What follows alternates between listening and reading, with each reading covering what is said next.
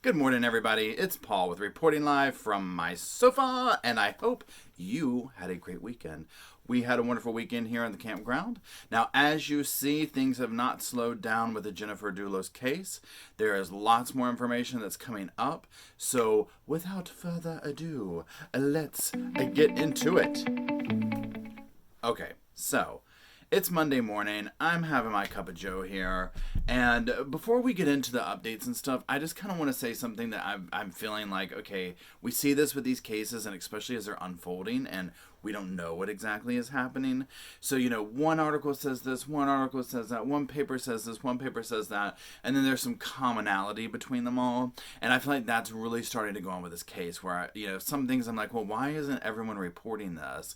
And why does this one say this, but then that one says this? So that being said, just keep that in mind with this case. It's going to take lots of twists and turns. And there's a lot of, I think, probably shady and shifty stuff going on in the background. So without further ado, again, let's get into it. Now, we're in the fourth week of the investigation here. Now, over the weekend, divers searched Fisher Meadow Pond and Avon, but they didn't find anything. And authorities also returned on Saturday to Hartford Garbage Facility, and that's where the police say that the trash was hauled after Fotis Dulos was seen dumping it in the cans and stuff like that. So now, as y'all know, they've been searching this area and searching it and searching it.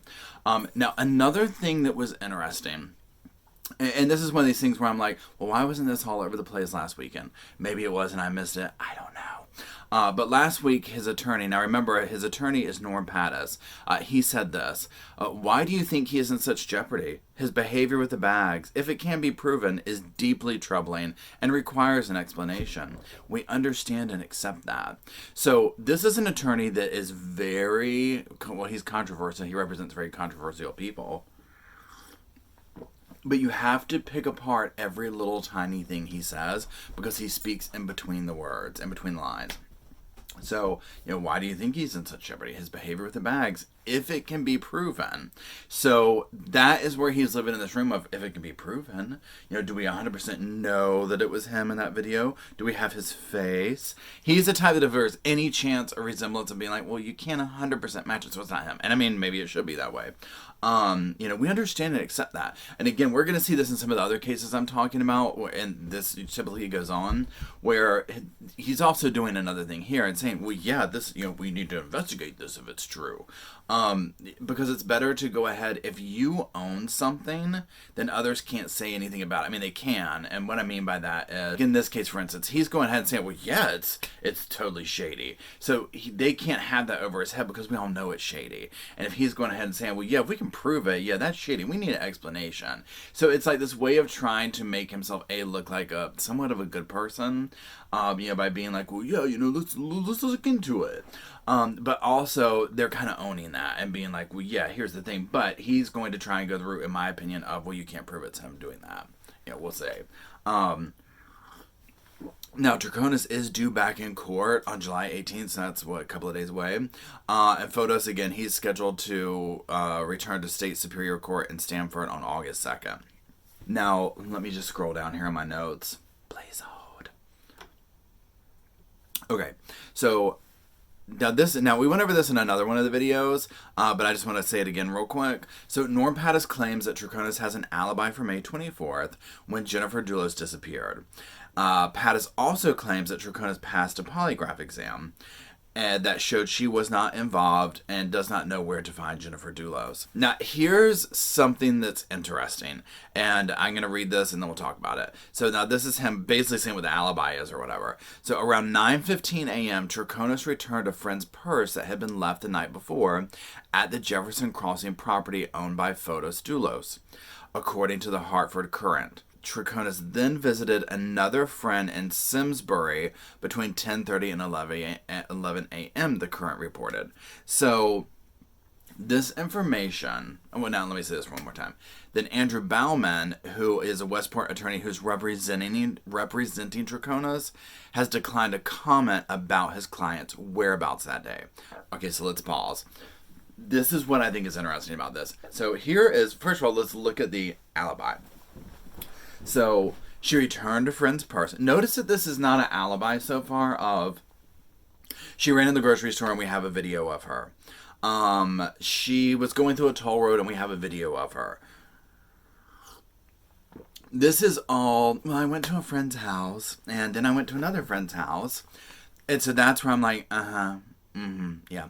And now remember, her mother's running with the law over the Medicaid scam, where her mother was like, turned their place of business into a place for the defense team to work so they couldn't search it. I mean, did all sort of shifty stuff. So this just screams to me where I'm like, well, okay, so your alibi is a bunch of your friends' houses.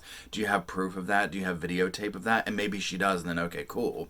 But I just feel like in a situation like this, you have to dot your I's and cross your T's, and she's going to have to, especially because I'm like, well, I'm sorry, but this just doesn't hold up for me, because push came to shove. I mean, they had the kind of money. Imagine, I mean, I'm sure she runs in rich. So this is allegedly. I'm sure her friends have money, all this type of stuff. But I mean, there could be stuff going on where it's like little favors being done. So again, she has all these friends saying this, but to me, I'm like, well, we need some kind of evidence. Like, that doesn't really cut it. And it's also very telling that information is coming out, but her attorney's not commenting on it. So again, these attorneys behind the background could be working together, and maybe Norm Pattis has more agency or connections, and so he's like, well, look, if I say this, then you don't have to say it. See where I'm going with that type thing. So that's where I'm like, a whole bunch of this stuff just doesn't, it just doesn't add up. Okay, now let's continue. Another leak came up, and this is in regards to vehicles. And there's a red construction truck owned by a contractor who has worked for Fotis Dulos. Now, Fotis apparently would have had access to this red truck during the time frame when Jennifer Dulos went missing. And this truck is owned by the same contractor who was driving Fotis's black Ford F-150 Raptor in New Canaan on the day that Jennifer Dulos disappeared.